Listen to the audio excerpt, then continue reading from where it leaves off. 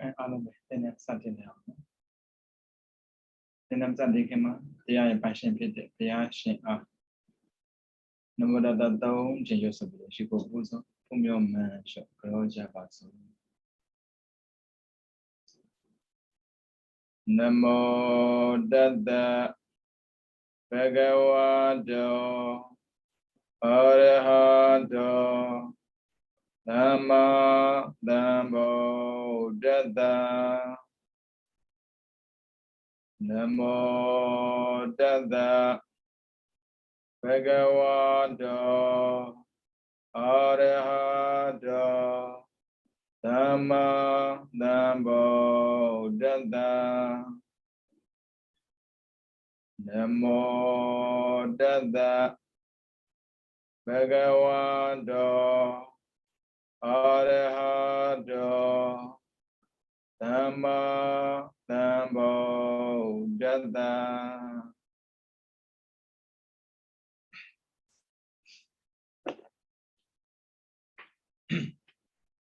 Then the Namano, Minlava, the name of town, as a Pune, Salava, the Senate, on the yet. Then was the Bama Bono. Who let she named a account of your up, time your gun neighbor, no? So they go, send it to a comma, bones and the mule she. So they put down, she is, Peter saying Peter, she then. So they put out your up, time your gun look to a court. Now, and yoga me. You got up, said the impid. Dinner on an needed them beam. Maniga tenda, me and body, who's in a dish out. Go, in a pool, no, then what? Good idea, completed on mobile, yeah. Hobart, only than mobile. Yeah, body. Yanes team, your people, no? You know what? Then a shay yard, and a me and water. Your machine was on there, middle yabare. You look at me, I'm hoping upon no. Messy put of middle yabare. Now I'm not on it. I want them your Gandhi. To answer the impid. Sit the day in impid. Sit the day in impid. Now you know, I'm your Gandhi to call it. Sit it in a stable, call me out. Found it. You know, necessarily busy mampo, no? Nambioda, busy yo. Nambio busy to push it. To a Sataro Kana, Arubino, in Yamian, Nambioda busy not this year. Namekana liba, Sekana deba, Sedekana, Domba. Pono liba. Ara Arubino, Joe Mohobu, Nandrid. In Yamian and changing. Nambioda busy not busy. Yitago Yodolo, Tomo Yidago, Nano Yodolo, Nano Yodolo. Quello miabu,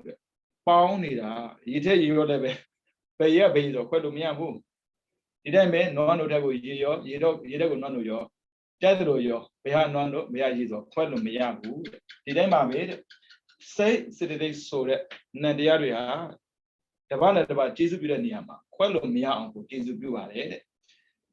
As Rohua, said the impit dashide, say a impit dashide. Said the impit Marazo, Mama, do it on Hobene, Messiga, Minetta Kama. Sakubadana Rubayo, no tea, Arajaro, Pasalo Core. I look Peter Kama so yin, said the impit. Peter Sega Nama Peter. Loba Doda Mohas or Nama Peter. Mina Aji, Jana Aji. Tajaro, said the impida Molo, I'm your Ganido, calling. I say, I impid. Said the Nama. Do you dungeon? Beat up, the needed, beat up, Daddy Argy, other Argy, Sunday people, no? And I'm you, a impid so yin.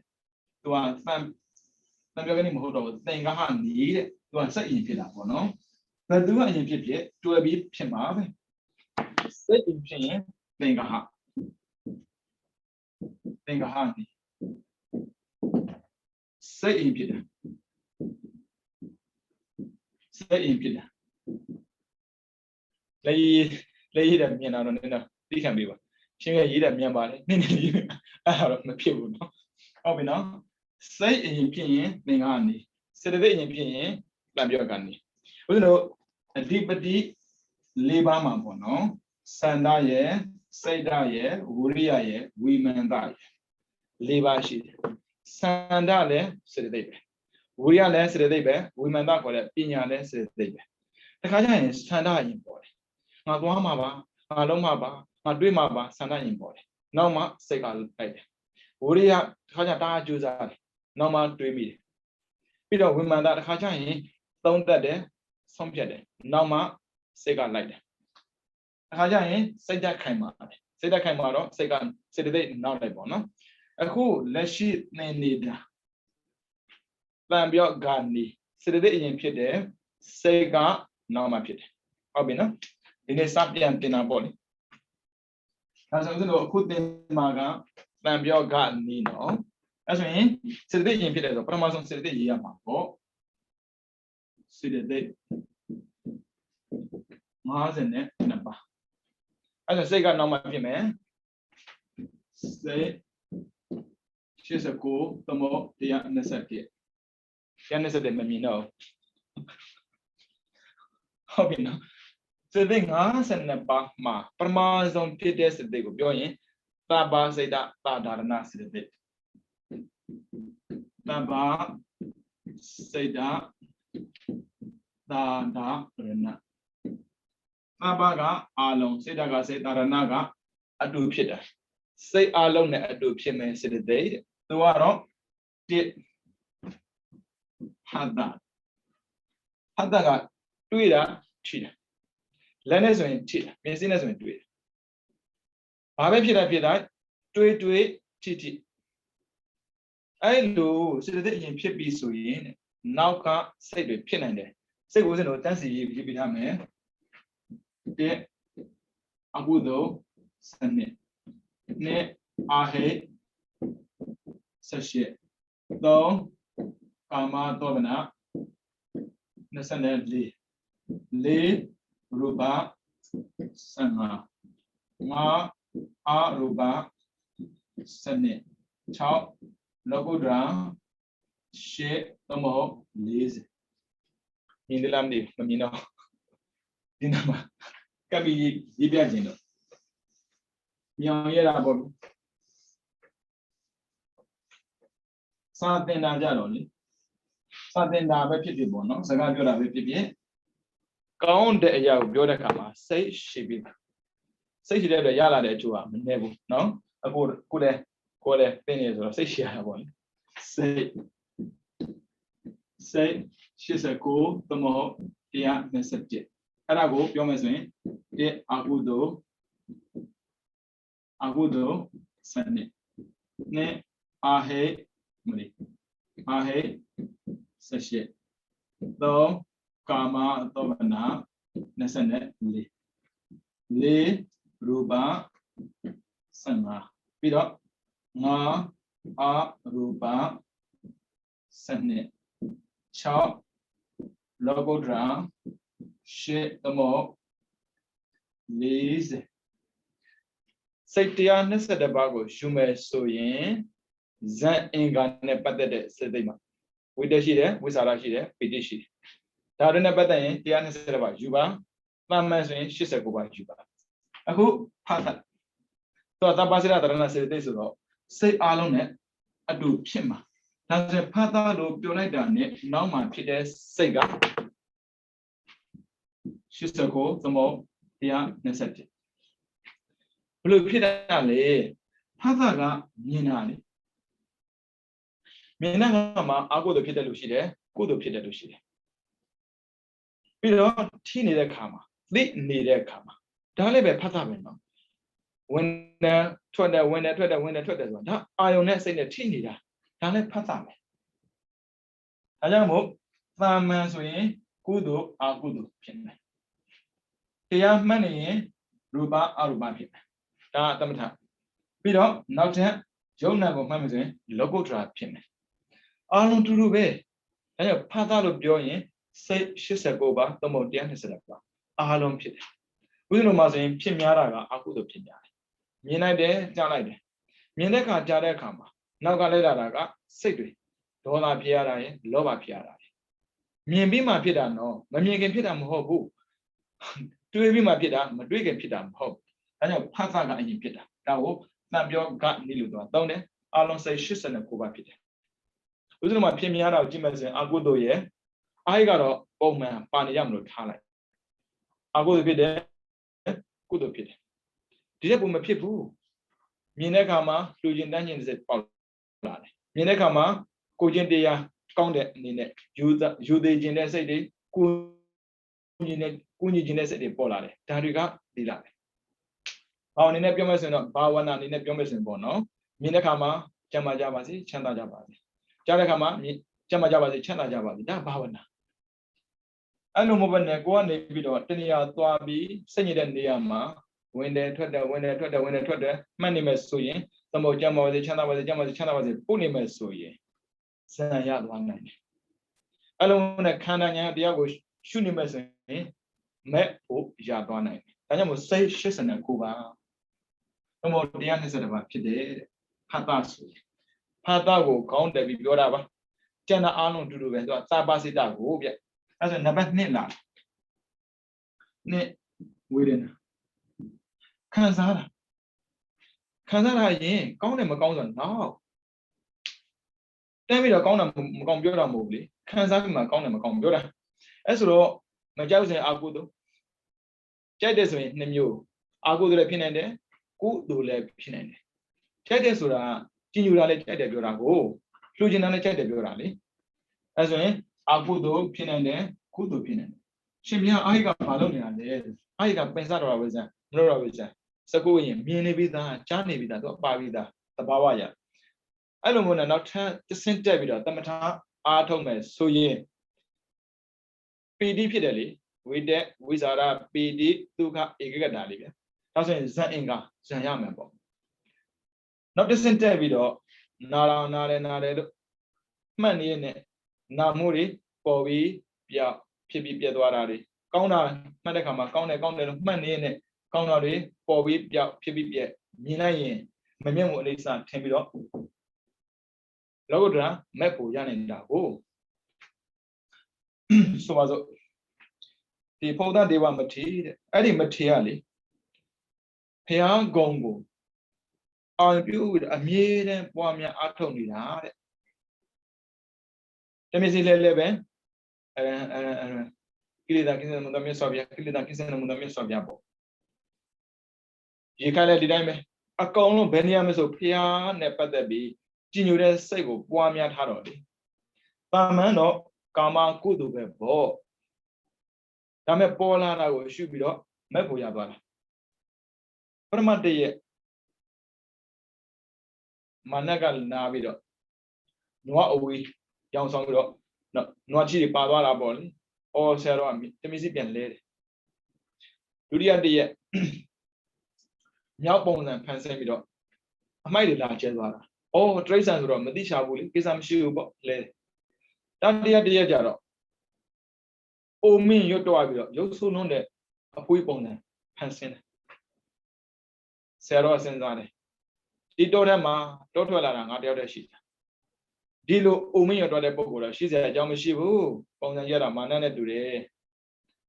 အဲ့ဒါနဲ့လှမ်းမိတာပေါ့တကားကြီးကမာနမဟုတ်ဘူးလားအဲ့ဒါမာနကဟုတ်ပါတယ်ဗျာဒီတော့လူရောင်ဆောင်ထားတာပါတဲ့သဘောကျသွားတာဆယ်တော်ရလေဟာကောင်းလိုက်တာသူကဘုရားကုံနဲ့အမြဲတမ်းပွားနေတဲ့ပုဂ္ဂိုလ်ဆိုတော့တတ္တာအာတက်နေတာကိုအဲ့မှာပညာလိုက်မှာမင်းကမာနဆိုတော့ဘုရားမိမှာပေါ့မိတာပေါ့ဗျာနောက်တော့နှောက်ဆက်လိုက်သေးတာဘုရားမပြေခင်နှောက်ဆက်တာဒီရောပေါ့အမလေးဝန်းသားလိုက်တာကွယ်ငါးကိုလေမာနသင်ပြလို့ရမလား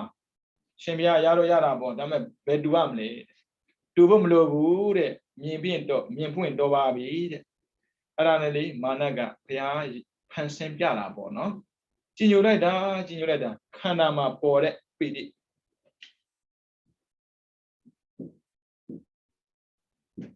ဝေဒနာကောင်းတာကိုအဲ့ဒီဝေဒနာပိဋိခေါ်တဲ့ဒုက္ခဝေဒနာပေါ့နော်ခန္ဓာမှာပေါ်တော့ဖြင်းနေပေါ်တာတော့အိုးငါရဲ့ခန္ဓာမှာပေါ်နေတဲ့ပိဋိတောင်မှ ပေါ်ပြီးပြောက်ဖြစ်ပြီးပြတ်တဲ့တဘာဝရှိပါလားဆိုတဲ့အနိစ္စသဘောထင်ပြီးတော့လေဆက်မှတ်သွားတာရဟန္တာဖြစ်သွားတယ်မရသွားတာဘာကြောင့်လဲဝေဒနာကြောင့်ဒါကကောင်းတဲ့ဝေဒနာနဲ့ပြီးတော့ဦးဇင်းတို့ချောက်ခုကြမယ်ထင်ပါတယ်တိတ်တာမထေတဲ့နာမည်ကတိတ်တာလေ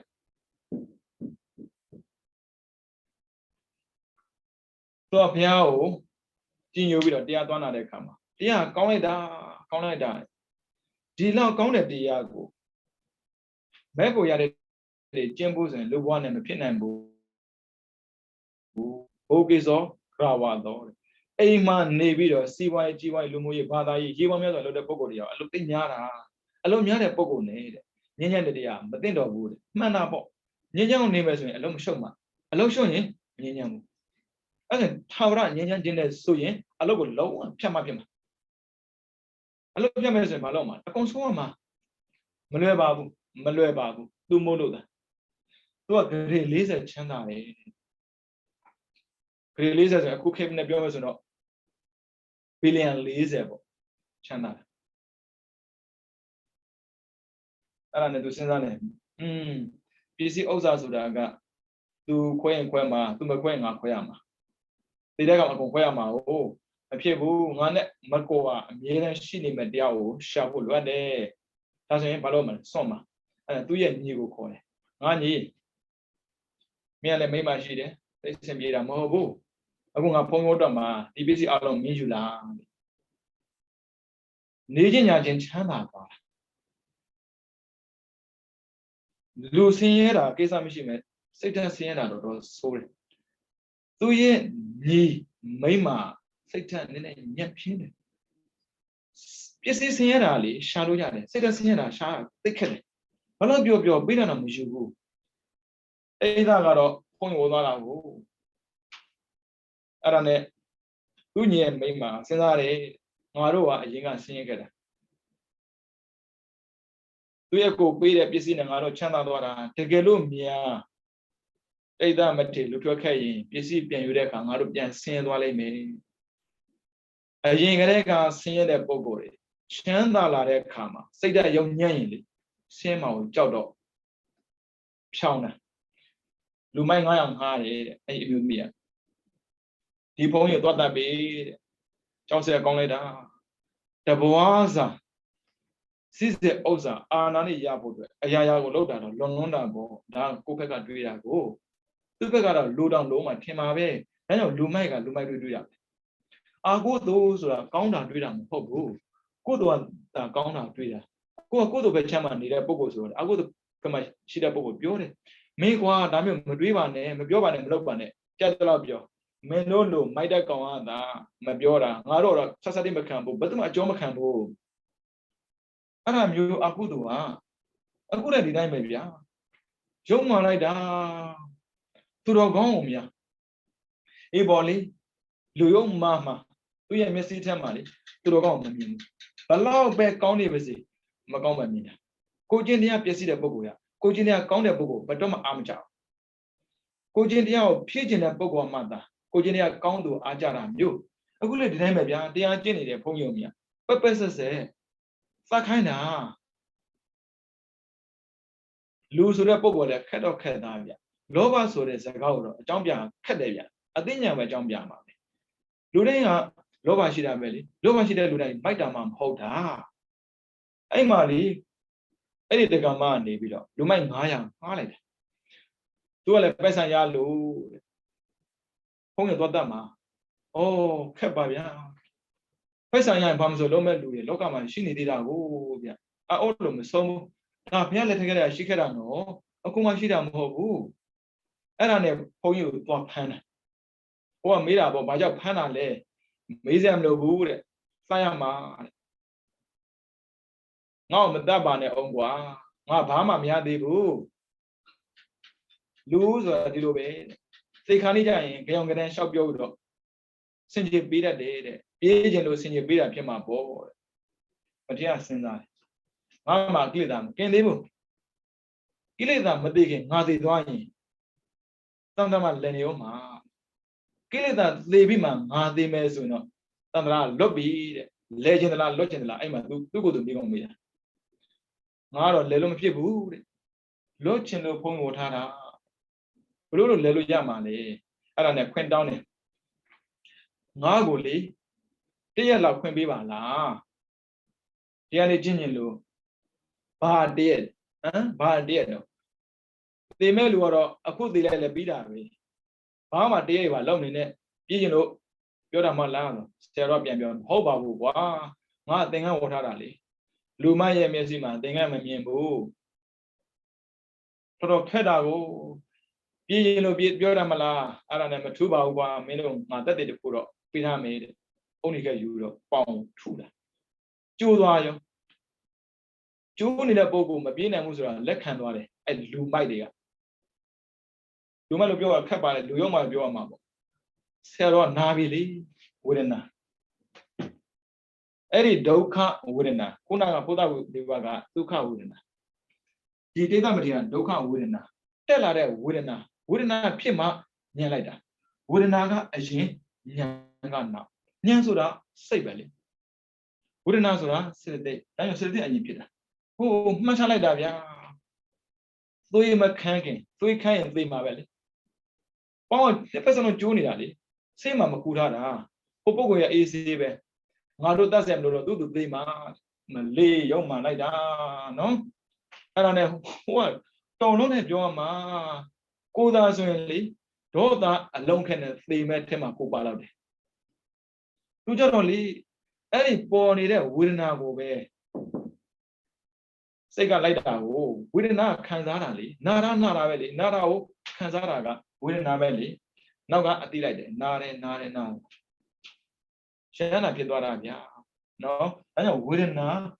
ဦးစီးပြီးတော့ဉာဏ်နားလိုက်တဲ့ပုံကိုလေရှိပါတယ်ဝေဒနာဦးစီးတာကစေတသိက်ပါဉာဏ်စိတ်နော်ဒါကသဗ္ဗစေတသာရဏစေတသိက်ရဲ့ဖြစ်ပုံကိုတာရကနဲ့ပြတာပေါ့နော်ဒီနေ့ကတော့ဒါမပြောမိဘူးဒါကြောင့်မို့အဲ့လိုမျိုးရှောက်ပေးတာကိုကကျေစုပြန်တင်အောင်နော်ဖတ်တာဝေဒနာပြီးတော့နံပါတ်3သင်ညာဆိုမှတ်ထားတာမှန်နေမဲ့လို့ကုသိုလ်ဖြစ်ခြင်းမှဖြစ်တယ်တခါကျအကုသိုလ်ဖြစ်တယ်ဒါမဲ့တယောက်နဲ့တယောက်တော့မတူဘူးပေါ့နော်ဘလောက်ပဲအမေလို့မှတ်တာအမေလို့မှတ်တဲ့ပုံကိုယ်တည်းအကုသိုလ်ဖြစ်တာမဟုတ်ဘူးအမေရဲ့ကျေးဇူးကိုမြင်တဲ့ပုံကိုကြတော့ကုသိုလ်ဖြစ်တယ်အဲ့လိုမျိုးနဲ့ရုပ်ခန္ဓာကြီးပဲမြင်တဲ့ပုံကအကုသိုလ်ဖြစ်တယ်မတူဘူးဒါကြောင့်မှတ်တာချင်းမတူဘူးဒါကြောင့်မို့ကုသိုလ်လည်းဖြစ်နေတယ်အကုသိုလ်လည်းဖြစ်နေတယ်ရှားဖို့မှာပေါ့တရားမှတ်တယ်ဆိုတာသူပဲပရမတ်ကသင်ညာသွားတယ်နောက်ကပညာလိုက်တယ်ဒါကြောင့်မို့မဲ့ဖို့ရတာပေါ့ဒါကြောင့်ဝင်နေထွက်တယ်တခြားလောက်တာမဟုတ်ဘူးသင်ညာမှတ်နေတာနားတယ်ဆိုတော့သင်ညာမှတ်နေတာအဲ့လိုမှတ်တဲ့ချိန်ကစေတသိက်ဦးစီးတာလေသွားတယ်လာတယ်မြင်နေအဲ့ဒါတခြားမဟုတ်ဘူးသင်ညာမှတ်နေတာအဲ့ဒီပုံကိုကြတော့အကုသိုလ်မဖြစ်ဘူးကုသိုလ်ဖြစ်တာပညာလိုက်လို့သင်ညာတော့မှပညာလိုက်ရင်ကုသိုလ်ဖြစ်တယ်သင်ညာတော့မှဒိဋ္ဌိလိုက်ရင်အကုသိုလ်ဖြစ်တယ်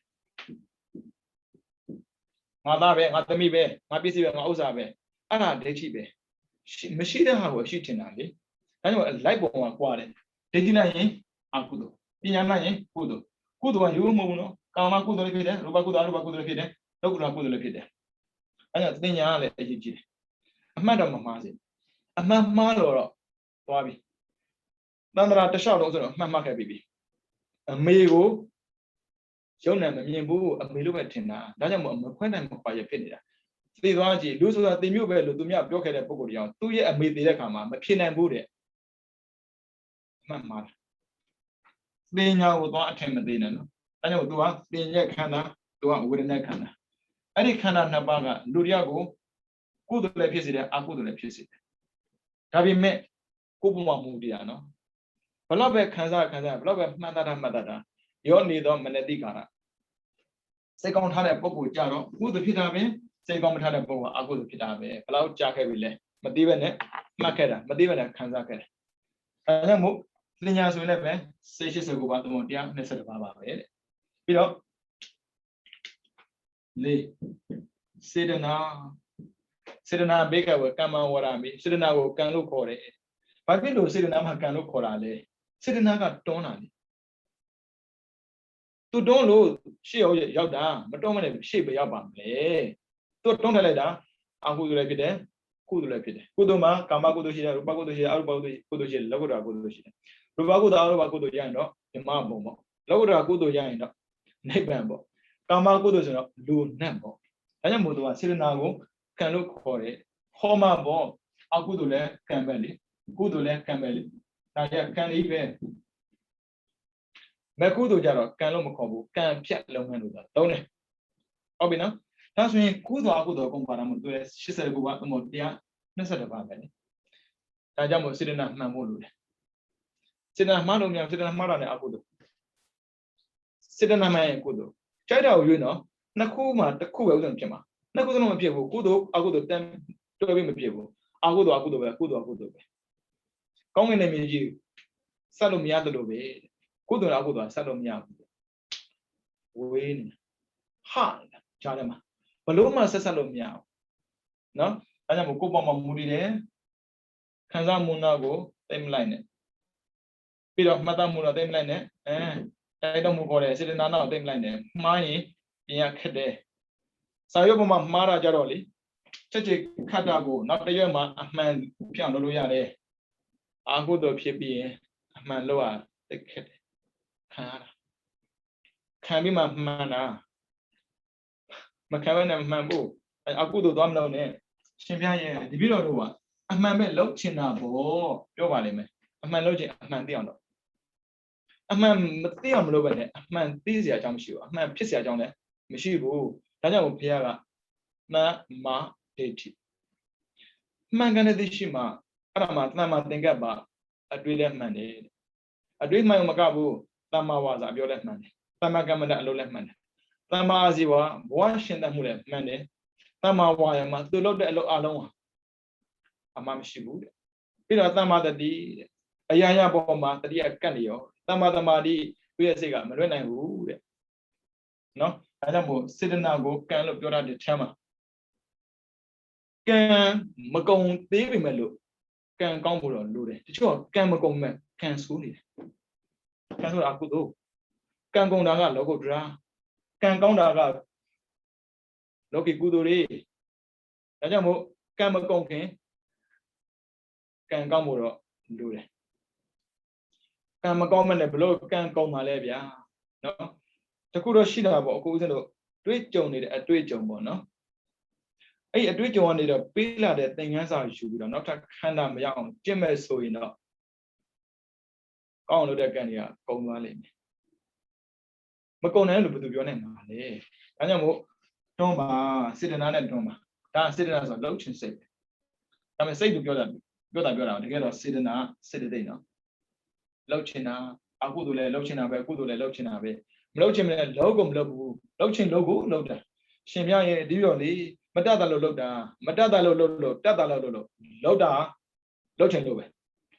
ဒါကြောင့်မို့လူဆင်ခြင်ပေးလို့ရခံအောင်ဆင်ခြင်ပေးလို့မရဘူးနော်မိဘပါသမီကြောင့်တငယ်ချင်းကြောင့်တော့မဟုတ်အပေါ်ကခိုင်းတာကြောင့်ဘာမှဆင်ခြင်ပေးမှမရှိဘူးလူဆိုရလူဆိုရဒါကြောင့်ကံမစိုးစိနဲ့စေတနာဟံဘေကဝကမ္မဝရမိ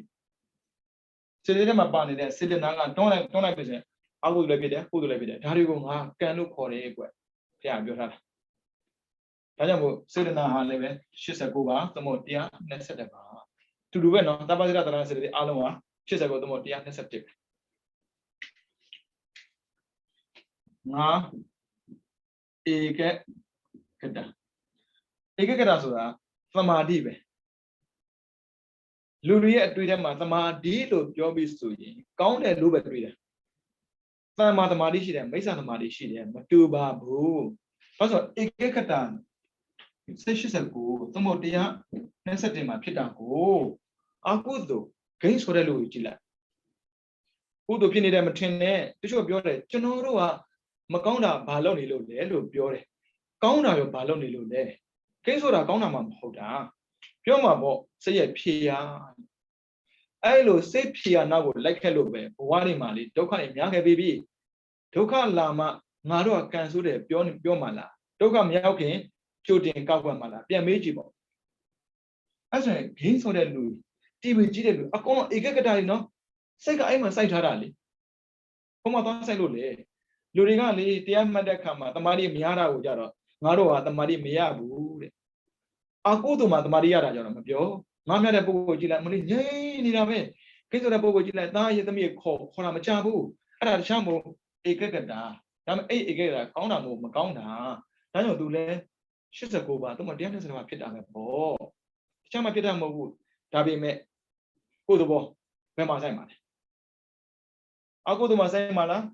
သို့မဟုတ်ကုသိုလ်မှာဆိုင်မှာလားအကုသိုလ်မှာဆိုင်ပြီးတော့ကုသိုလ်ကျိုးမျှော်ကုလို့မရဘူးနော်ကောင်းတာလုံးမှာကောင်းတာရတာနော်အဲ့ဒါတော့မှလေကောင်းတဲ့အကြောင်းတရားလားလေအိုးစရာပဲဗျအချိန်တော့ယူတယ်ဟုတ်တယ်ဗျလူတယောက်ကိုချစ်ကျုပ်ဖို့တဲ့အပြစ်ပြုတ်ကိုပို့လွဲတယ်အကုသိုလ်ချက်ချင်းကျိုးပေးတာမျိုးကုသိုလ်ကအကျိုးမပေးဘူးချက်ချင်းကြီးအကြောင်းတရားတွေပြည့်စုံမှအကျိုးတွေကိုပေးတယ်တခါကျရင်မင်းကွာသူမြတ်ကြတော့ချစ်ကျူးတာငါကြဘာဖြစ်လို့မချစ်ကျူးတာလဲငါလည်းသူ့လိုပဲကောင်းတာလုပ်တာပဲလေအဲ့သူချစ်ကျူးမှချစ်ကျူးတာဟုတ်ကောင်းတာဆိုအဲ့လိုမျိုးဒါကြောင့်မကောင်းတာခက်တယ်မကောင်းတာလွယ်တယ်ကိုလည်းပြန်မေးကြည့်အပြစ်ပြောသိလွယ်တာချစ်ကျူးကခက်တယ်တခြားကြောင့်မဟုတ်ဘူးအဲ့ဒါအာကုသိုလ်ကြောင့်ဒါကြောင့်မို့ဧကကတဆိုတာတမာတိပဲအာကုသိုလ်ကမိစ္ဆာတမာတိတဲ့ကုသိုလ်ကတမ္မာတမာတိတဲ့တမာတိကတစ်စင်းစီရှိတယ်ဒါနသီလမှာအောင်ဆိုင်ရင်ကာမကုသိုလ်လူနဲ့ဖြစ်စေမဲ့ပုံကိုယ်တွေတဲ့ရူပအရူပမှာအောင်ဆိုင်ရင်ပရမဇန်ဒုတိယဇန်တတိယဇန်စတုတ္တဇန်ပစ္စမဇန်ရမယ်ပေါ့အဲ့လိုမဟုတ်ရင်ယုံနဲ့မအောင်ဆိုင်နေမယ်ဆိုရင်ဒါယုတ်ဒါနဲ့ဒါအကြောင်းဒါအကျိုးဒါမမြတ်မှုအိစ္ဆာဒါဆင်းရဲမှုဒုက္ခဒါအစွမြတ်မှုအနတ္တဒါဖြစ်ဒါပြက်အဲ့ဒီပေါ်မှာအောင်ဆိုင်ရင်ဒါသမ္မာသမာဓိဘုရားမဂ္ဂင်၈ပါးမှာလေသမ္မာသမာဓိပဲဟောတာမိစ္ဆာသမာဓိမဟုတ်ဘူးဒါပေမဲ့ကြောင်းပြန်လေသမ္မာဒိဋ္ဌိရှိရင်မိစ္ဆာဒိဋ္ဌိလည်းရှိမှာပေါ့အသိမှန်တာရှိတယ်အသိမှားတာလည်းရှိမှာပဲသမ္မာသင်္ကပ္ပကောင်းတာတွေးတယ်လို့မကောင်းတာတွေးလိုက်ရှိတာပဲလေပြောစရာကိုမလိုဘူးကြောင်းပြန်အဖြူဆိုရင်အမေရရှိပြီသားအမေဆံပြူကရှိပြီသားဒါကြောင့်ဘုရားစကားသိမပြောဘူးလိုအပ်တာပဲပြောသွားတာဟုတ်ဧကကတာဆိုတာတမာတိပဲအဲ့ဒီတမာတိကအကုသိုလ်မှာလည်းစိုက်တယ်ကုသိုလ်မှာလည်းစိုက်တယ်ဒါပေမဲ့အစိုက်တော့မမဆင်းအစိတ်ပဲစိုက်ပြီးတော့သိလာတဲ့တတိကိုမလုပ်ချင်မှပြောလို့မရဘူးကိုစိုက်ကိုရိတ်ကိုစားပဲမြတ်ပြန်သွားလို့မရဘူးလောကမှာရှိနေတဲ့အပင်ကိုသာသွားစားလို့ရတယ်ဓမ္မမှာရှိတဲ့အပင်သွားစားလို့မရကိုစိုက်ကိုရိတ်ကိုသိမ်းကိုစားအဲ့လိုချိန်မမလီသူများကန်ကောင်းလိုက်တာငါတို့များကန်ဆိုးတယ်ဆိုးမှာပေါ့လုပ်ခဲ့တာကိုဒါကြောင့်မဟုတ်တာမှအောင်မဆနဲ့အသက်ကြီးတဲ့ပုဂ္ဂိုလ်တွေအသက်ကြီးလာပြီဆိုရင်လေငယ်စဉ်ကာလကကာမမှာအောင်ဆိုင်ခဲ့ပြီအသက်ကြီးရင်ဓမ္မမှာအောင်ဆိုင်ရတယ်ဘာဖြစ်လို့ဒီလိုပြောရလဲသာသမီဇနီးမယားစငယ်ချင်းဆိုတာကိုနာမှာအမြဲတမ်းနေဖို့မမျှော်လင့်နဲ့နော်ဓမ္မအာယုံအားနေတဲ့ပုဂ္ဂိုလ်တွေကအထီးကျန်တယ်လို့ခံစားရတယ်အဲ့ဆိုဘာဖြစ်လဲလူမျှော်လင့်တယ်ဘယ်သူလာမလဲဘယ်သူဖုံးဆက်မလဲကာမအောင်နဲ့ပြောခဲ့တာကိုဓမ္မအောင်နားနေခဲ့တာလေဟောဓမ္မအောင်များတဲ့ပုဂ္ဂိုလ်ကြတော့တငယ်ချင်းအပေါင်းအသင်းမိတ်ဆွေတွေလာတာကိုသူ့အတွက်အနှောက်အယှက်ဘာဖြစ်လို့တမာတိဖြစ်တယ်ဒါပေမဲ့ကောင်းတဲ့တမာတိသာပြတ်တာနော်မကောင်းတဲ့တမာတိကပြန်တည်သွားတာကြောင်းပြန်တမာတိဧကဂရဆိုကုသိုလ်လည်းဟုတ်တာအကုသိုလ်လည်းဟုတ်တယ်ဒါကြောင့်မို့89သို့မဟုတ်120တွေပြောတာပေါ့ပြောနေပြန်လာလားမသိဘူးဒီတော့မဖြစ်ဖြစ်ဟုတ်တယ်ဦးဇင်းတော်ကဒီဘုန်းကြီးတွေစတင်နေကြဆိုတော့လေဘုန်းကြီးဒါအမြင်တာတခါကျတနေ့တစ်ခါတော့တင်တယ်ရုပ်ပိုင်းမှာဆိုရင်လေရုပ်ပိုင်းမှာ9ခန်းရှိတာ哦တနေ့ဘယ်လိုညံနေလိုက်ကြလည်းမသိဘူးရှင်များလေးဟုတ်ပြီနော်ဒါကြောင့်ဧကဂရဆိုတာတမာတိပဲကောင်းတာမှတည်ပါမကောင်းတာမှသွားမတည်ပါနဲ့ဘုရားတက်တယ်လို့ပေါ့ဗျာမြေပြောမှသဲပုံစီတီဆိုတွေ့ဘူးမှာပေါ့သိမကြဘူးဗျာပြိုသွားတာပြိုမှာပေါ့ခိုင်မှမခိုင်တာနော်အဲ့ဒါကြောင့်တမာတိဆိုတာလေကုသိုလ်လည်းဟုတ်တယ်အကုသိုလ်ဟုတ်တယ်အဲ့ဒါဧကဂရဒါကတခြားမဟုတ်ဘူးသဗ္ဗစိတ္တသရဏစိတ္တိဒါကြောင့်စိတ်89ပါးသုံးဖို့120ပါးဖြစ်တာနော်ပြီးတော့ဇီဝိတ္တတွေဒါတော့မချင်းရှားပါဘူးနံပါတ်6ဇီဝိတ္တတွေသူကတော့နံတရားနဲ့မသိအောင်ကတ်ထားတာသူကတော့မချင်းရှားဘူးလုံးဝမချင်းရှားဘူးဘာသိကြလဲဥစ္စာတော့မသိသေးတာကိုကြည့်လိုက်သူပဲရုပ်မသိတာကနံဇီဝိတ္တတဲ့ဟိုရုပ်ဇီဝိတ္တတဲ့နံမသိတာကနံဇီဝိတ္တဒါကြောင့်ဥစ္စာတော့တွေးတိုင်းရှင်းတတ်နေတာသူ သူလည်းပဲ89သို့မဟုတ်120တယ်ပဲသူကမထင်ရှားဘူးနံပါတ်9မနတိကာရမနတိဆိုစိတ်မှာကာရလုံးတာကောင်းတာလည်းသူပဲမကောင်းတာလည်းသူပဲသူကအာယုံပို့ပြီးတာရော့သွားတဲ့သွားခိုင်းတယ်အဲ့ဆိုယောနိတော်မနတိကာရရှိတယ်အာယောနိတော်မနတိကာရရှိတယ်ဒါတော့စနေဖြစ်ဘူးဒါထားထားမနေ့ကတော့သင်တော့သင်ပြတာပေါ့နော်ဒီနေ့လည်းပြန်အသိစိတ်သွားတာနောက်တစ်ခါ message ပြန်ပို့ပေါ့ရှင်ပြန်မြင်လေးတယ်ဒီနေ့ကဆိုသင်လို့မရတော့ထိုင်နေမှရမှာယောနိတော်မနတိကာရသူပြောတယ်ဟောစိတ်ကောင်းတကယ်စိတ်ကောင်းလို့စိတ်ကောင်းတာပြီးတော့အာယောနိတော်မနတိကာရလည်းဒီခံပါဒီမှာပါပြီးသားနော်ယောနိတော်မနတိကာရယောနိတော်ဆိုတာသင်တော်အကြောင်းအဖြစ်မှန်မှန်ကန်ကန်နိမှန်လမ်းမှန်တဲ့မနတိကာရစိတ်မှထားတာအာယောနိတော်နိမှန်မှန်လမ်းမှန်တော့အဖြစ်မနတိကာရစိတ်မှထားတာအဲ့ဆိုရင်ဗျာ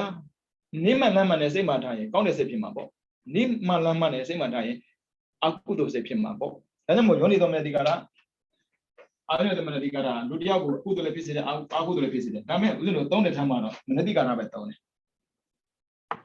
အကုသိုလ်ဖြစ်တာကအာယောနိတော်မနတိကာရကုသိုလ်ဖြစ်တာကယောနိတော်မနတိကာရအကုသိုလ်နည်းနည်းလေးအကုသိုလ်အုပ်စုကြည့်လိုက်တစ်ခုပဲရှိတယ်ကုသိုလ်ကြည့်လိုက်1 2 3တဲ့အုပ်စုရှိတယ်4အုပ်စုရှိတာလူနဲ့ဖြစ်ခြင်းတလားသမုတ်ဒီမှာဖြစ်ခြင်းတလားသမုတ်နိဗ္ဗာန်ရောက်ခြင်းတလားဒါမှစိတ်ကောင်းမှမတူဘူးခပ်ပေါ်ပေါ်ထားရင်လူနဲ့နတ်ပဲဖြစ်လေးလေးပင်ပင်ထားရင်လေးလေးနဲ့ထားရင်နတ်ပြမဖြစ်မှာပေါ့ဒီတဲ့ပို့ပြီးတော့ view site တယ်ခန္ဓာဉာဏ်ရောက်တရားကိုရအောင်ကျင့်တယ်ဆိုရင်နိဗ္ဗာန်ရောက်မှာပေါ့ဒါပေမဲ့မကောင်းတဲ့တအုပ်စုမှာပဲဥစဉ်တော့ခတ်နေတာအုပ်စုများတဲ့ပုံမှာစိတ်ကိုမထားနိုင်ဘူးအဲကြောင့်ဘုရားကလည်းမင်္ဂလာတရားတော်မှာမင်္ဂလာဆိုတဲ့စကားလုံးကအကုသိုလ်မဖြစ်ဘူးကုသိုလ်ဖြစ်နေတာပြောတာအတ္တသမ္မာပဏိတိအတ္တဆိုကိုယ့်ရဲ့စိတ်ကိုသမ္မာကောင်းဆိုတာပဏိတိထားတာစိတ်ကောင်းထားတာပြောတာအဲ့ဆိုမနတိကာရကကုသိုလ်ပဲလည်းရိုင်တတ်တယ်အကုသိုလ်ပဲလည်းရိုင်တတ်တယ်ဒါပေမဲ့ကိုယ်ပဲရိုင်ခိုင်းမှလဲကိုယ်ပုံမှာမူတည်တယ်လေဗျာအဲ့ဒါပြောမယ်ရှင်ပြရဲ့ကိလေသာလေးကိလေသာသာစင်ကြယ်ပေးပြီးတော့တရားမကျင့်မဲ့နေမယ်ဆိုဘုရားဆိုဖြစ်လာမှာမဟုတ်ဘူးရှင်သာရိပုတ္တရာရှင်မောင်းတာဆိုဖြစ်လာမှာမဟုတ်ဘူးကိလေသာကိုသိအောင်လုပ်တယ်ဒါပေမဲ့ကိလေသာဘက်ကိုမရိုင်မဲ့နဲ့ကုသိုလ်ဘက်ကိုရအောင်ကြိုးစားတယ်ဒါမနတိကာရခေါ်တယ်သူလည်းပဲ89ပါတော့120ပါပဲအားလုံးပဲစိတ်အားလုံးပဲဒါကြောင့်မို့သဗ္ဗစေတသရဏစေတ9ပါးဆိုရင်ပေါ့နော်စိတ်89ပါတော့120ပါပဲခန္ဓာ3ပါးရှိသွားဝေဒနာကဝေဒနာခန္ဓာပညာကပညာခန္ဓာခန္ဓာရဲ့စေတနာရဲ့ဧကတရဲ့ဇိရမနတိကာရရဲ့အဲ့ဒီ၅လုံးကသင်္ခါရခန္ဓာသင်္ခါရခန္ဓာသင်္ခါရသဘောဆိုပြုပြင်တာပြောင်းလဲတာတွန်းပေးတာလှုပ်ရှားတာစေတနာခန္ဓာ၃ပါးဒါနာခန္ဓာ၄ပါးထက်မှာစေတခန္ဓာ၃ပါးပြောတာဒီဘက်ကဝိညာဉ်နဲ့ခန္ဓာဟုတ်ပြီနော်ပေါင်းလိုက်ခန္ဓာ၅ပါးရှိတယ်စေတသိက်9လုံးတည်းနဲ့ခန္ဓာ3ပါးရတယ်စိတ်က89ပါးရှိတယ်သို့မဟုတ်120ပါးရှိမယ်ခန္ဓာတစ်ပါးနဲ့ဝိညာဉ်နဲ့ခန္ဓာခန္ဓာ3ပါးကခန္ဓာတစ်ပါးကိုကြည့်စုတယ်ခန္ဓာတစ်ပါးကခန္ဓာ3ပါးကိုကြည့်စုတယ်ဒါကြောင့်တော့မလာသေးဘူးနော်စေတသိက်ကပဲလာသေးတယ်ခန္ဓာ3ပါးကခန္ဓာတစ်ပါးကိုကြည့်စုတယ်ပြုတယ်တိဏ္ဏခန္ဓာနာဘယ်လိုလဲဧကောခန္ဓာခန္ဓာတစ်ပါးဟုတ်ပြီနော်ပဋ္ဌာန်းရောရင်ကြာဖို့မယ်ထင်ပါတယ်ဒါဆိုရင်ဥစဉ်တို့သဗ္ဗစေတသရဏစေတလို့ပြောရင်ခန္ဓာ3ပါးပါတယ် စိတ်ရဖြစ်စဉ်ကြည့်မယ်ဆိုတော့စိတ်က89ပါတော့တရား20ပါဖြစ်တယ်ဒါဆိုရင်တာမစရတနာစေတဲ့ခုနှလုံးကြိုက်တယ်လို့ပြောစိတ်89တော့တရား21အားလုံးတူတယ်ဒါကြောင့်ကိုယ်ပုံမှန်မှုတွေတယ် choose it or lose it ရွေးမလားအဆုံးရှုံးခံပါလားရွေးရင်အမြတ်ဒီတက်ထားရင်ရှော့ဘုရားအကုသိုလ်တော့မရွေးနိုင်ဘူးဘာဖြစ်အကုသိုလ်မရွေးနိုင်ရနေတာလေရွေးရင်ကုသိုလ်ရွေးမှာပေါ့ဒါကြောင့်ဟတ်တာကောင်းတာကိုကြည့်ပေးပါဝေဒနာကောင်းတာခံစားတဲ့အခါမှာကောင်းတဲ့စိတ်မွေးပေးပါတင်ညာမှတ်သားတဲ့အခါမှာကောင်းတာကိုပဲမှတ်ပါကောင်းတာဆိုတာမှန်တာပဲမှတ်ပါအမေဆိုတာရှိတယ်အဖေဆိုတာရှိတယ်ဆိုတာစကားနေနဲ့ရှိတာဒါပြညတ်ပဲဘေးမှာငါ့ကိုရှိတယ်လေတင်ပြခဲ့ပြီစိတ်စိတ်နဲ့စိတ်တဲ့သုံးရောလေးနေဗန်ငါပြညတ်ဆိုတာပရမတ်မဟုတ်ဘူးဒီလေးပါးသာပရမတ်အမှန်ပြညတ်ကအမှားခေါ်လို့ရအောင်လုပ်ပေးတာအမေဆိုတာစကားနေနဲ့ရှိတယ်ဒါပေမဲ့ခန္ဓာထဲမှာတရားနဲ့ကြည့်မရှိဘူးအမေဆိုတာဘယ်တော့သွားထက်မှာတော့စိတ်စရတဲ့ရုပ်သုံးခုပေါင်းလာတဲ့ရုပ်နဲ့သဘောတရားကိုဒါဥစ္စာကအမှန်သိဖို့လည်းလိုတယ်ပြီးတော့အမှားကိုအမှားမှန်သိဖို့လည်းလိုတယ်ပြည့်ဆိုအမှန်မဟုတ်ဘူးပြည့်ရအမှားဒါမှမဟုတ်တော့ပြည့်ညတ်ကိုအမှန်ထင်ထားတာဘေးမှာ၅ခုမှာအမှန်က၄ခုပဲရှိတယ်ဒါကြောင့်သူကပရမတ်လို့သူကသုံးတာကိုပရမတ်ဆိုတာမဖောက်မပြန်မှန်ကန်တဲ့သဘောဒါဆိုရင်ပြည့်ညတ်ဆိုတာမဖောက်မပြန်မှန်တယ်မဖောက်မပြန်ဆိုဟုတ်တယ်ဖောက်ပြန်လည်းမရှိဘူးဒါပေမဲ့မှန်ကန်မှုမရှိဘူးအဲ့မှန်ကန်မှုမရှိရင်တရားမရဘူးပေါ့နိဗ္ဗာန်ဆိုတဲ့ခန္ဓာကင်းရလို့တွားကြတဲ့ပုဂ္ဂိုလ်ကခန္ဓာကြောင့်တရားတယ်ဒါပေမဲ့အမေဆိုတာခန္ဓာမှမဟုတ်တာနာမည်လေဒါကြောင့်မို့ဆိုတော့အတိအနှစ်မျိုးရှိရတယ်မှန်သိရပညာသိရဒါဆိုပရမတ်သိပညာသိပရမတ်ကကျုံနာမယ်ပညာတော့အမေပဲပေါ့ဒါဆိုအမေမှာဂုံကြည့်လိုက်ဂုံဆိုတာပညာမဟုတ်ဘူးပရမတ်မှန်ကန်တာလေအမေကစိတ်ထားကောင်းတယ်အမေကလေကောင်းတာပဲလုပ်တယ်ဒါတွေကစိတ်စတဲ့ရုံနဲ့တွဲနေတာလေအဲ့ဒါအမားတွေမဟုတ်ဘူးအမေကိုချစ်တာရုပ်ချစ်တာမှမဟုတ်တာကောင်းတာတွေလောက်ခဲ့ပြီလို့ချစ်တာလေမကောင်းတာဘယ်လိုချစ်မှာတော့ကောင်းတာမကောင်းတာပရမတ်ပညာမဟုတ်ဘူးနော်အဲ့ဒါကြောင့်မိဘကိုချစ်တယ်ဆိုတာကောင်းတာကိုချစ်ရတယ်ခင်ဗျရုပ်ကြီးကိုချစ်နေလို့ဘာထူးမှလဲချစ်နေတဲ့ရုပ်ကပကံလေးလိုပဲချစ်လွယ်ရှားလွယ်ကြောက်တာနဲ့ကွဲမှာလေဒီတိုင်းပဲအခုကိုဗစ်ဖြစ်တာနဲ့သေသွားတယ်လို့အများကြီးပဲအဲ့ဒီအချိန်မှာတော့သွားပြောလို့မရဘူးလေအဲကြောင့်မို့အမှတ်ကမမားစီနဲ့မှားတာကိုမှတ်ထားလို့သိပြီးတော့မှန်တာကိုမှတ်မယ်လို့သိနှစ်ခုကိုဗျဥစ္စာတော့တစ်ခုပဲမှတ်တယ်အမှားကိုမှတ်တာကြတော့သွားမှတ်တယ်မှတ်တာကြတော့သွားမမှတ်ဘူးအဲကြောင့်သင်ညာသုံးတာဥစ္စာတော့မှားသွားတယ်ဒါပေမဲ့သင်ညာတော့သူကမှန်ဂရုမစိုက်ဘူးနော်သင်ညာကိုပညာနဲ့ပြင်ပြရတယ်ဒါကြောင့်မို့သောဗနာစေတသိက်25ပါးမှာနောက်ဆုံးကပညာတဲ့ပညာကိုပညာနဲ့မပြင်သေးတယ်ရွယ်ဘတော်မှမမှန်ဘူးအဲကြောင့်ပညာနဲ့ပြင်ပြရတယ်နော်ဒီနေ့ကတော့ဒါနဲ့ပဲပြီးမှာဝိတဝိသရာအဒီမှာတော့ဝိရဗီဒီယိုရမှာမဟုတ်နောက်တစ်ခါမနေ့ကတည်းကပြင်လေဖတ်တာတလုံးနဲ့ပြီးမှာပြီးတော့စေတနာကောင်းတာလဲစေတနာပဲမကောင်းတာလဲစေတနာပဲလူတွေပြောကြတယ်စေတနာတွေလူတွေနဲ့မတန်းတယ်မဟုတ်ပါဘူးလူတိုင်းနဲ့တန်းပါတယ်ဒါပေမဲ့လူတိုင်းနဲ့တန်းတဲ့စေတနာထားပြရတယ်သူမကောင်းလို့ကိုမကောင်းရင်သူမပြောင်းဘူးကိုပဲပြောင်းသွားမှာသွားစားကြတဲ့လူမိုက်လေလူမိုက်ကိုသွားပြီးတော့ကိုကမိုက်ပြရင်သူ့တဲ့ကိုမိုက်တာပေါ့သူကမသိမိုက်ကိုကသိမိုက်သိပြီးမမိုက်နဲ့ဒါကြောင့်မို့စေတနာလည်းရေးကြည့်တယ်ကိုကယူထားမှာလေမကောင်းတဲ့စေတနာကိုမထားဘူးကောင်းတဲ့စေတနာပဲထားမယ်ဒါမဲ့လူတွေရဲ့ညှို့နှင်းချက်ပေါ့နော်ငါကသူ့လုပ်ပေးရင်သူကငါပြန်လုပ်ပေးမှာသူကငါပြန်လုပ်မပေးဆိုရင်စေတနာလူနဲ့မတန်ဘူးတဲ့ဟုတ်ပြီဘယ်နှယောက်စေတနာထားဖို့လို့လဲပြန်မေးကြည့်တော့လူလေး4-5ယောက်ထားဖို့တော့စေတနာမမှန်ဘူးလေပါလိမ့်ပြောလို့ရမလားဗျဘုရားဝါဒမှာကစေတနာထားတဲ့ခါမှာပေါ့နော်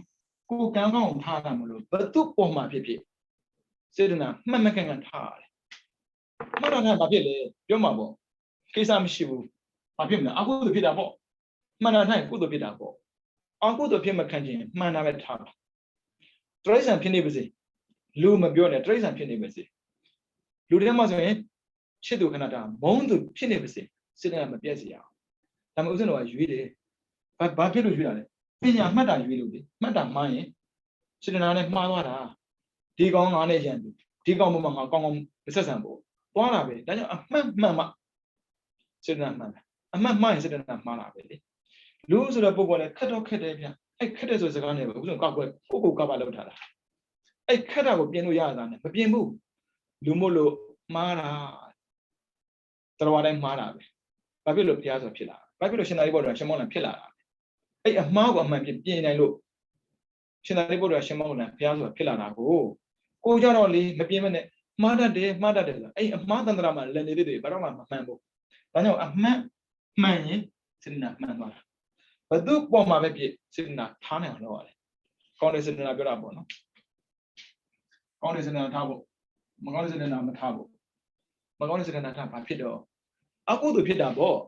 ရှင်းလေးတချို့ပြောတယ်မထားဘာဖြစ်တော့မပုံနဲ့မထားအကုသိုလ်ဖြစ်တယ်သူကပြောပါလိမ့်မယ်မလေးဒီလူပေါ်မှာမထားမယ်သူတခြားလူမှာထားမှာပေါ့အဲ့ဒီထားတဲ့လူပေါ်မှာဘယ်တော့ကြာခံမှာလဲစိတ်ထားမှန်တဲ့ပုံကိုတယောက်ကလေဘယ်ရာပဲရွေမှန်ကန်ရွေတတ်ဘူးတလို့ပဲရွေမှာပေါ့ဒါကြောင့်ကိုကမှန်အောင်လုပ်ရတာစေတနာပြောတာပြီးတော့ဧကဂတတမာတိထူထောင်တာဖို့ပါလေတနာတော့တနာပါတယ်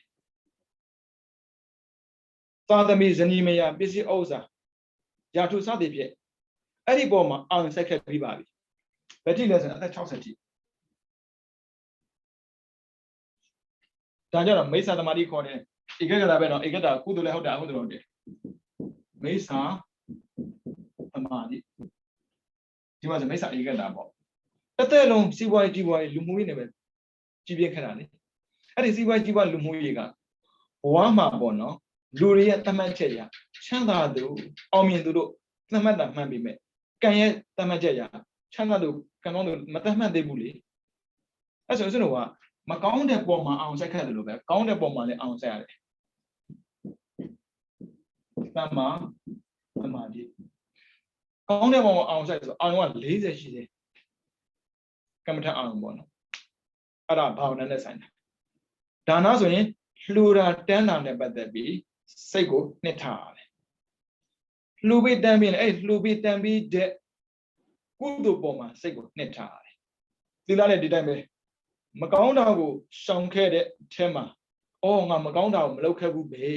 အဲ့ဒီပေါ်မှာစိတ်ကိုနှစ်ထားရတယ်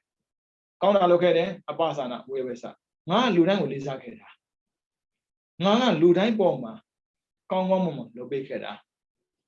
အဲ့ဒါကောင်းတဲ့ပုံမှာစိတ်ကိုနှစ်ထားတဲ့ခေါ်တာအရွယ်လည်းကြီးနေပြီပဲတချို့လေသူတို့ထင်တာအဲ့အကောင့်ထဲဝင်ခံနေကြရင်မက်ကိုရမဲ့ပုံကိုလို့ထင်နေလားမသိဘူးအခုတီဝင်းနဲ့မျက်စိမပြတ်တယ်အဲ့ဒါမိစ္ဆာသမာဓိတွေဒါဧကဂတပဲနော်ဧကဂတ16ပါးဖြစ်တာကောင်းတာဖြစ်ခြင်းလားမကောင်းတာဖြစ်ခြင်းလားအလယ်ကအာဟိဆိုတာမျက်စိပဲမျက်စိနားနှာခေါင်းရှာကိုဒီလိုမှရှိတာအာဟိကဒါကြောင့်ကောင်းတဲ့ဘက်မှာကတ်လူကြီးတွေကမရဘူးပြောလို့မရဘူးအဲ့ဒါလှုပ်ထားလိုက်ဘယ်ထိလဲအပယ်ထိအဲ့လိုလောက်ထိတော့ဥစ္စာမလွတ်ရဘူးတူကိုပေါ့ဗျာကိုနဲ့မသိတဲ့ပုံကိုတောင်မှစိတ်ကောင်းထားပြီးတော့ပြုတ်ပြင်ပြောင်းလဲပေးခဲ့သေးတာပဲကိုရဲ့သားသမီးကိုရဲ့ဇနီးမယားကိုရဲ့ယောက်ျားကိုရဲ့မိဘပုံမှာတော့ပို့ကောင်းစီခြင်းမှာပေါ့အဲ့ဒါကိုလေဥပက္ခပြုနိုင်တော့တယ်သူကနဲ့သူပေါ့လေဘယ်လောက်များပြင်ပေးပြီးမို့လို့သူကနဲ့သူကိုထားနိုင်ရတာလေအဲ့လိုတင်မရက်ဆက်ပါနဲ့ဒါကြောင့်ဦးဇင်းတော်ကလေဘောဓဝါဒကတော့လူမိုက်ပြည့်လူကောင်းပြည့်အားလုံးကိုတသားနဲ့ထားပြီးတော့တူထားရတယ်ဒါကြောင့်စေတနာလူတဲ့နံပါတ်တန်မဟုတ်ဘူးလူတိုင်းနဲ့တန်းအောင်စေတနာထားကိုကောင်းရတာကိုသူကောင်းတာသွားမညွှန်းနဲ့လူတရားရှိတယ်တရားလုံးကောင်းဖို့စိတ်ကိုမမြင်နဲ့မဖြစ်နိုင်ဘူးဘာဖြစ်လို့ဆိုမကောင်းတယ်မှာကိုယ်တောင်ပါနေသေးတာ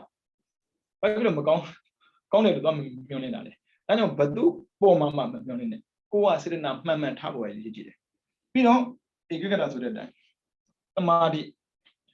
စိတ်တည်တာပေါ့နော်စိတ်ကိုတည်အောင်သူလုပ်ပေးတာလေစိတ်ကတည်တာမဟုတ်ဘူးအာယုံကိုသူကယူတတ်တာစိတ်ရဲ့သဘာဝကရူပံတတ္တကတ္တရတ္တဖုဒ္ဓဘာဝဓမ္မယုံအာယုံ6ပါးပုံတက်တယ်လို့ကတ်နေတတ်တယ်အဲ့လိုကတ်နေမိမှာဆိုလို့တွေးကြရမကတ်နဲ့ကောင်းတာမှာကတ်လို့ထားခိုင်းတာဧကဂတဒါကောင်းတာပြောတာပေါ့နော်ဒါသမ္မာသမာဓိခေါ်တယ်ဒီမကြည့်နဲ့မပြောတော့ပါဘူးကြည့်ပါ ဒါပေမဲ့လေတီဗီကြည့်လို့အပြင်းပြေတာမှန်တယ်အခုတို့တိုးနေတာမကြည့်နဲ့ပြောတာမဟုတ်ကြည့်ပါ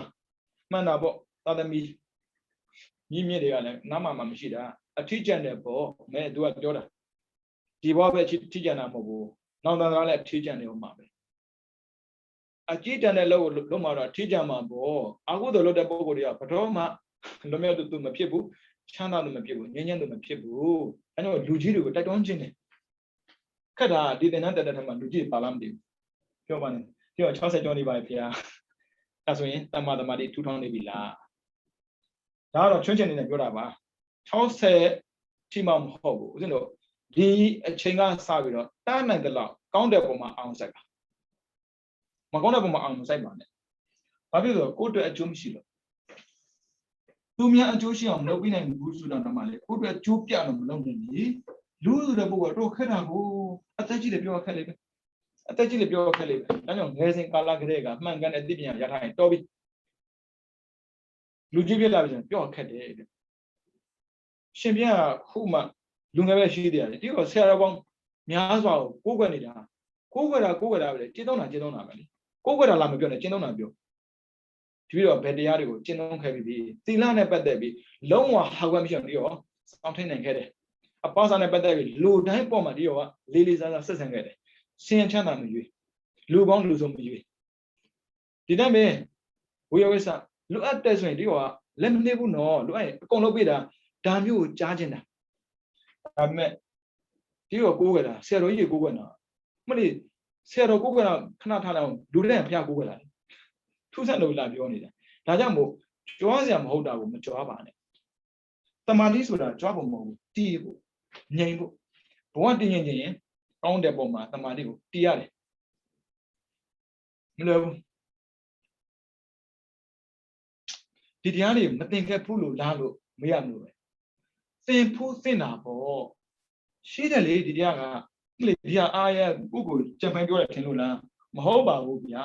အဘေးမှာခုနှစ်ချက်မှာပါပါတယ်ဗျာသွားကြည့်ပါဗျာရှင်းနေပါတယ်နင်တို့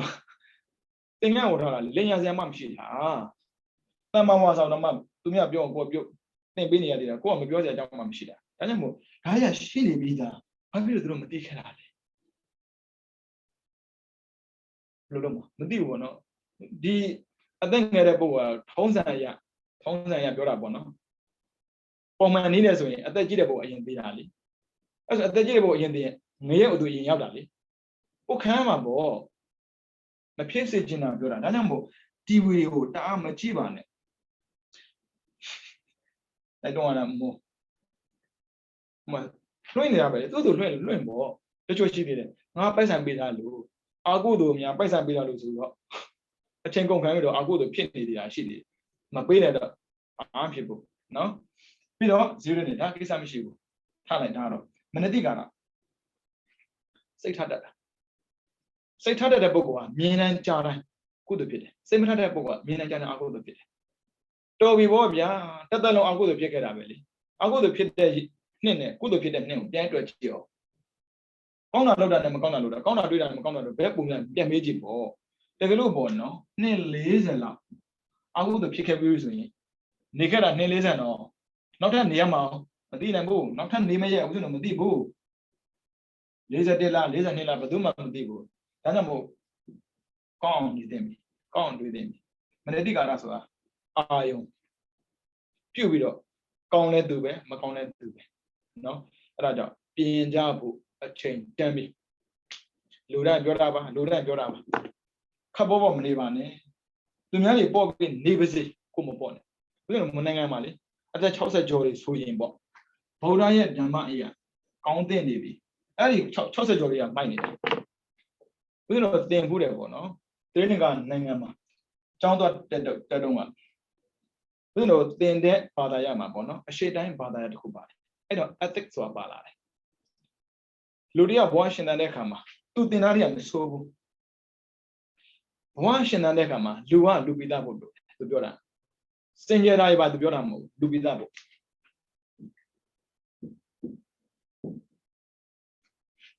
ဘာလို့ရမလဲဒီပညာသင်ရမယ်မသင်လို့မရဘူး ပညာတွေအမှားမှန်ကိုခွဲခြားနိုင်တယ်ဒါကြောင့်ပညာသင်ကိုသင်ရမယ်နှစ်ဥစ္စာရှာကိုရှာအိမ်တော်ရင်မပြုတ်ခိုင်းမှုတို့ကထူဆန်းတယ်အိမ်တော်ရင်မပြုတ်နဲ့ဗမာရဲ့မဟုတ်ဘူးပညာသင်နဲ့အိမ်တော်ပြုတ်တယ်တော်လွယ်နံပါတ်3မှာ3အိမ်တော်ပြုတ်တို့ကအိမ်တော်ပြုတ်တော်စနစ်ကြတယ်ပြီးတော့လေးမွေးမျိုးဘာလို့လဲသားသမီးကိုပြန်မွေးမျိုးမှာလေအိမ်တော်ပြုတ်ကိုပြန်သင်ခဲ့တယ်လို့သူ့ကိုလည်းပညာပြန်သင်ပေးရတယ်ပညာလည်းသင်ပေးရမယ်ဥစ္စာလည်းရှာနိုင်အောင်လုပ်ပေးရမယ်တော်ပြီဒီလောက်ဆိုရင်သူကကန့်တန်းထားတာအသက်45ဆိုရင်တဲ့ complete ဖြစ်နေရမယ်အားလုံးဒါတော့နံပါတ်5ဘာလို့မလဲ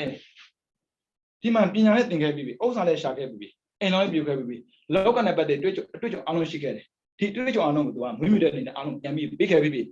လောကမှာကိုဘာလို့မှာလဲလို့တဲ့တာလောက်ခိုင်းတယ်တရားရှာကိုကောင်းလိုက်တာဒီစနစ်ကတတ်တင်ဖို့တယ်သူအသက်ကန့်တန်းထားတာပညာသင်တာကြတော့ဦးဇင်းတော်အသက်ငယ်ငယ်နဲ့အိမ်တော်မပြုတ်ခိုင်းဘူးပညာကိုဦးဇင်းတော်25နှစ်သင်မယ်ပေါ့ဥစ္စာကို30နှစ်ရှာမယ်ချမ်းသာပြီလေဗျာချမ်းသာမှအိမ်တော်ပြုတ်အဲ့ဒါပြောမယ်ရှင်ဗျာအသက်ကြီးမှဆိုဘယ်သူမှမကြိုက်တော့ဘူးလာအောင်ပါတော့ဟာပါပဲမကြိုက်မှမကြောက်ပါနဲ့ပြည့်နေရင်ကြိုက်တာကြီးပဲအန်တစ်ရှောင်းပြေစီဟောင်းနေပြီလေနွမ်းနေပြီလေဘာဖြစ်လို့သူများကြိုက်တာလဲတန်ဖို့ရှိလို့ပေါ့ကိုယ်သာတန်ဖို့ရှိကျမ်းမလို့ပေါ်နေတာအဲ့ဒါအသက်ကြီးမှအိမ်တော်ပြုတ်လို့ရပြီပြီးတော့45ထိဆိုရင်ကလေးကမွေးပြီပေါ့ဗျကလေးမြတ်စကြောင်းမရှိဘူးလေပြီးရင်တရားရှာတော့အဲ့ဒါကိုအတွက်ပဲသင်ခဲ့ဖူးတယ်ဒါမဲ့ဗမာကြီးကဒီပုံစံမသွားဘူးဗျပညာသင်မသင်ရင်ဘူးဥစ္စာသွားချဥစ္စာရှာတဲ့အခါမှာပညာမရှိရင်ထိတ်ရခက်တယ်ပွားလောက်ရတာခက်တယ်ရှိတာနဲ့ပဲလုံးချလဲပြီးတော့သွားနေတာမျိုးဆိုပါစို့ခုကဘာမှာထွင်ထားတဲ့ပစ္စည်းအလုံးကဥစ္စာနဲ့ထွင်ထားတာမဟုတ်ဘူးပညာနဲ့ထွင်ထားတာဥစ္စာနဲ့ပွားထုတ်တယ်ပညာနဲ့ထွင်တဲ့ဥစ္စာနဲ့ပွားတယ်ဗမာမဟုတ်ဘူးပညာသင်တယ်လို့ရှိသေးတယ်အိမ်တော်ကြနေပြီဘာလို့စားမှာအဲ့လိုငမွဲတွေရှိနေလို့ဦးဇင်းတို့နိုင်ငံချော့ချော့ကြနေတာဒီတိုင်းပဲအသက်45 50လောက်ဆိုရင်ဆိုပါစို့55မထား55ဆိုတရားရှာတော့အဲ့တရားမရှာတဲ့လူတွေကြပြဿနာတက်နေတာအရွယ်ရကြီးနေပြီတရားအခုထိမရှာသေးဘူးတော်ခက်တာကိုဒါကြောင့်မို့ဦးဇင်းတို့သင်ခဲဖို့တဲ့ဘာသာရရောအခုသင်ယူနေစေသင်ပေးနေစေဘာသာရရောကြိုက်တာကိုကြည့်လိုက်ကောင်းတာအကြည့်ပဲလူဆိုတာလူပိသားဖို့လိုရတယ်လူကောင်းတွေမကောင်းတွေခဏထားလိုက်အောင်လူပိသားကိုအဲ့ဒီလူပိသားနေတဲ့ထဲမှာလူကောင်းဖြစ်ပြီးတော့စိတ်ကောင်းထားရင်ပုံမကောင်းဘူးလားဗမာတွေကလေသိကျဲတာလေပေါ်မှာတို့တော့ရဟန္တာကြီးပဲတခေါမှအောင်မကြဘူးမဲ့တောတတ်တက္ကနာကရဟန္တာပြောလိုက်တာမပြီးနိုင်ဘူးလူတော့မပြီးတတ်တဲ့လူတွေအများကြီး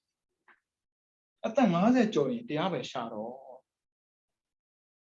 အခုမဟုတ်ဘူးမတရားပဲရှာနေတာဘုတို့တရားတွေ့မှာတော့သူကခေါင်းနဲ့မဝင်တာကြာနေတာတန်တရာမသွားတာကြာနေတာဒါကြောင့်မို့တန်တရာသွားတဲ့ခါမှာနေတိကတာစိတ်ထားအမှားစင်နဲ့ဒါကြောင့်ခံစားမှုတော့သိမလိုက်နဲ့မှတ်သားမှုတော့သိမလိုက်နဲ့စေတနာမှန်မှုလို့လေဘာနဲ့လဲမနေတိကတာစိတ်ကောင်းထားရင်စေတနာမှန်သွားတာပဲလူတွေတွေ့တာဗုဒ္ဓဘာသာဖြစ်မှာစိတ်ကောင်းထားရမယ်ပုံစံမျိုးသွားကြည့်လိုက်လူများနိုင်ငံမှာဗုဒ္ဓဘာသာမဟုတ်ဘူးလူပြီးသားတယ်လေလူကလူလိုအဲ့ကိုကြီးမှာပေါ့ဘာသာနဲ့မဆန်ဘူးလေကိုကြီးခါနေမှာမင်းဘယ်ဘာသာလဲမေးပြီးကိုကြီးမလားကြက်တဲ့နိုင်ငံတော့ကြိုက်တဲ့ပစ္စည်းကိုဝယ်စားလို့ရတယ်ကြက်တဲ့ဆံမဝင်စားလို့ရတယ်မင်းဘယ်ဘာသာလဲဘယ်သူမှမပြောဘူးဗမာနိုင်ငံအဲ့လိုမဟုတ်ဘူးဘာသာသိခွက်ချတာအဲ့ဒါအတိမှားနေတယ်မှန်ပါလားပညာပဲအားကောင်းတယ်ပညာအားနေတယ်ပညာအားကောင်းပညာအားနေတလွဲလို့ပြောလည်းမကောင်းဘူးအဲ့လိုပြောရင်မကြိုက်ဘူးဦးဇင်းတော်ကကြိုက်ဖို့အတွက်ပြောနေတာမဟုတ်ဘူးကျင့်ဖို့အတွက်ပြောနေတာအတွေးဆိုတာမမှားရဘူးအတွေးကမှန်ဖို့လိုတယ်စိတ်ထားဆိုတာမှားလို့မရစိတ်ထားမှန်ဖို့လိုတယ်ပြီးတော့အလုပ်ဆိုတာမှားလို့မရအလုပ်ကမှန်ဖို့လိုတယ်ဒီမဲ့စိတ်ထားမှန်တယ်အတွေးမှန်တာအလုပ်မှန်တယ်ခုနှလုံးရှိတယ်ခက်တယ်လူတွေကအသက်တာကြီးတာသင်ဖို့မလည်းမရဘူးသင်တတ်တယ်လို့ပြောတာမဟုတ်ဘူးသင်တတ်တာမပါဘူးသင်တတ်နေတယ်မပါတော့မတက်လို့လေပြောတာ ဒါတက်တာလူနဲ့တက်တဲ့နာပေါ့ဘာသာရတစ်ခုနေတော့သင်လို့ရသေးတယ်ဗုဒ္ဓဘာသာလို့ပြောစရာမလိုလေဖះတော်မှာဗုဒ္ဓဘာသာလို့ဟောကြတာမှာမဟုတ်ဒါကိုချင်းတရားနေတာဟောကြတာကိုချင်းတရားသိရမယ့်အရာဒါပဲလေအဲဦးဇင်းတော်ကတစ်ခါကျရင်ဒီ intro လုပ်တဲ့ခါမှာပေါ့နော်တလွဲငါတို့ဗုဒ္ဓဘာသာပြောတာနဲ့ဟိုတို့နားမထောင်နေတော့အဲ့လိုမလုပ်ပါနဲ့ပစ္စည်းတစ်ခုရောင်းတယ်ဆိုတာဘာသာမှတောင်းတာမဟုတ်လူနဲ့တောင်းတာဦးဇင်းတို့ဖုန်းနေတောင်းနေတာဘာမှနိုင်ငံထွင်တာမှာမဟုတ်တာသူများနိုင်ငံထွင်တာပဲလေကားသုံးတယ်ကိုယ်နိုင်ငံထွင်တာမှာသူများနိုင်ငံထွင်တာပဲလေသူများပစ္စည်းပေါ်မှာထိုင်းလို့သူများပစ္စည်းကိုင်းနေငါတို့ဗုဒ္ဓဘာသာပြောနေမှားနေမှာ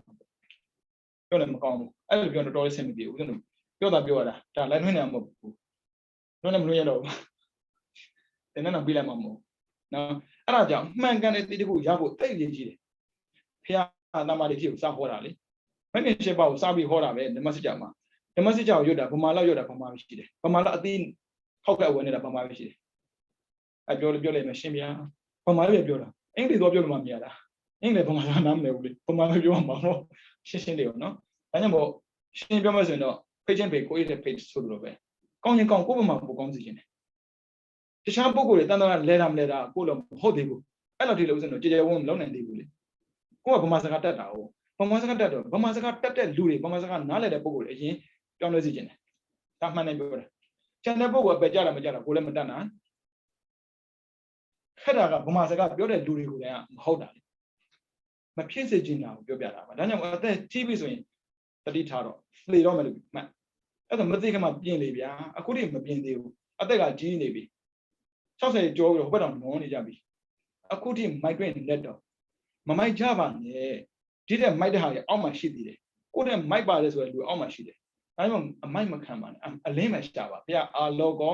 ဥဒ္ဒပါတိအလင်းကိုရှာပါတယ်ဘာနဲ့လဲဆိုစက္ကုဥဒ္ဒပါတိဉာဏဥဒ္ဒပါတိအတိနဲ့ရှာခိုင်းတယ်နော်အဲကြောင့်ဗုဒ္ဓဘာသာဆိုတဲ့စကားပြောတာမှားတော့မှမှားပါနဲ့ဘာသာသိက္ခာကြပါတယ်တရားသိက္ခာကြမဲ့စကားတခုမှမပြောကြည့်အာဟုသို့မလုပ်ဘူးအာဟုသို့မလုပ်ဘူးအတွင်နေပြောနေတဲ့သူတရားပြောတာဒါမှအာဟုသို့မလုပ်နဲ့မလုပ်နဲ့အတန်တန်ပြောပါရဲ့နဲ့အာဟုသို့ကလွယ်ဘာမှမလုပ်တဲ့လူရှိတယ်ဘလို့လူတွေမှမသိဘူးခက်ပါတယ်ဗျာနော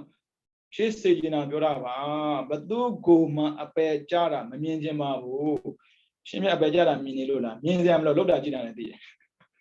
ဒါမျိုးဖြစ်မှဆိုလို့ပြောနေတာဒါပေမဲ့ကိုယ်ထက်ကတော့မဖြစ်စေနဲ့သင်တန်းတက်ပါရဲ့နဲ့သင်နဲ့မတက်သူသိပိုင်းနဲ့မသိသူနဲ့ပြန်ပြီးတော့မငင်းပါနဲ့ဖက်ပြန်ပြီးတော့ရန်ဖြစ်เสียအကြောင်းမရှိဘူးဖက်ပြန်ပြီးအပြစ်ပြောเสียအကြောင်းမရှိဘူးအရင်ကအပြစ်ပြောနေအခုအပြစ်ကိုရှော့လိုက်ပါတော့အရင်ကအပြစ်လုံးနေအခုအပြစ်မလုပ်ပါနဲ့တော့ဘယ်သူတွေမှမဟုတ်ဘူးကိုယ်တက်ပြောနေတာဘယ်သူကဘလောက်ပဲပြောလေကိုလုံးမပေါ်ကြတာဟုတ်မလုပ်ဘာဖြစ်တော့ကိစ္စမရှိဘူးဒါမဲ့နောင်သားဆိုတာမရတိုင်လုပ်ပါနောင်သားရတိုင်ရင်မဟုတ်တာမလုပ်ပါနဲ့မရပါဘူးနောင်သားကကိုယ်ကိုနှောက်ယှက်ဆောင်မယ်ဘာဖြစ်လို့အပယ်ကြတာလဲတေခါနေနောင်သားရတယ်ဒါပေမဲ့တေခါနေနောင်သားရတယ်ပြင်လို့မရတော့ဘူးအဲ့ဒီချိန်ကျဖုန်းရည်လိုက်ပို့လိုက်မယ်ချင်းရွေးပြန်မှာဘယ်သူမှလူနဲ့ပြန်မှာပြန်ပို့မှာမဟုတ်ဘူးဦးဇင်းတော်ချင်းရွေးပြန်မှာတတိချင်းလာပြင်လိုက်မှာပေါ့ဦးဇင်းတော်ယူပြီးပြန်ုံပဲပြင်ပေးတဲ့အခါမှာကိုယ်တိုင်ပြင်ယူရတာမပြောဒါကြောင့်မို့နံပါတ်1လူပြီးသားပါစေနံပါတ်2ဗုဒ္ဓဝါဒရဆိုရင်လူကောင်းဖြစ်ပါစေနံပါတ်3လူမှန်ဖြစ်ပါစေလူကောင်းဖြစ်နေလူကမမှန်သေးဘူးကောင်းတာလုပ်ပြီးမဲ့လို့စိတ်ကောင်းရှိရင်မှရှိတာအဲလိုစိတ်ကောင်းလည်းရှိကောင်းလည်းလုပ်လို့မဆိုရင်ကောင်းလည်းကောင်းမှန်လည်းမှန်ပေါ့နော်ဒါကဦးဇင်းတို့အတိပေးသွားတာပါဒါမနေ့ကဆိုဒါသင်ပေးလို့ပြီးပြီဒီနေ့ပြန်ပြီးသင်တော့ပိုရှည်သွားတာပိုကောင်းတာပေါ့မနေ့ကကြာရင်ဦးဇင်းတို့ဝိတ္တဝိစာရဒီမှာကဝရေပိဋိသန္တ6လုံးကိုပြီးအောင်သင်ဖြစ်မယ်ဖြစ်တယ်သင်ပြောင်းလဲကြိုးစားမှာပေါ့နော်စစ်သေးပိုင်းလို့ဦးဇင်းတို့နည်းနည်းကြာမှာပေါ့ကိစ္စမရှိဘူးအသိဉာဏ်နဲ့တွဲပြီးသွားတဲ့အလုပ်ကမြန်ဖို့မလို့မှန်ဖို့လို့တယ်အဲကြောင့်အားလုံးကိုမှန်စေခြင်းပါလေအားလုံးကိုကောင်းစေခြင်းပါလေကောင်းလဲကောင်းမှန်လဲမှန်ရင်အကောင်းဆုံးပေါ့ဗျာနော်ဒါကြောင့်တရားချစ်ခင်သူတို့စင်များနေနဲ့မိမိတို့ကရှင်းတန်းစဉ်ကာလမှာမကောင်းတာကိုမလုပ်ဘဲနဲ့ကောင်းတာကိုလုပ်နိုင်အောင်ကြိုးစားကြပါကောင်းတာလုပ်တဲ့ခါမှလည်းသီလသမာဓိပညာသိက္ခာ300ကိုကောင်းမွန်မှန်ကန်စွာကျင့်သုံးပြီးတော့သစ္စာလေးပါးမြတ်တရားကိုပိုင်းခြားတဲ့သိမြင်ကဘုရားစာရှိတဲ့အရိယသူတော်ကောင်းမျာ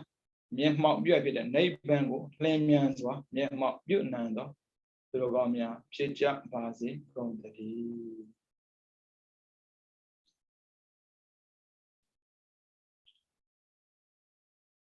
းဗုဒ္ဓ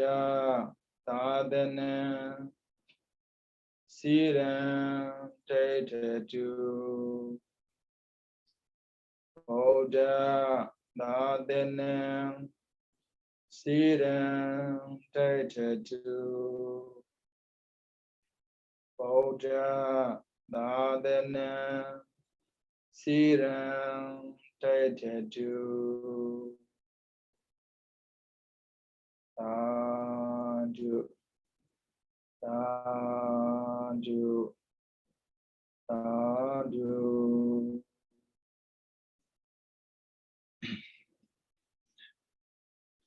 Ini di bina-bina ini pujian secara ada apa sih?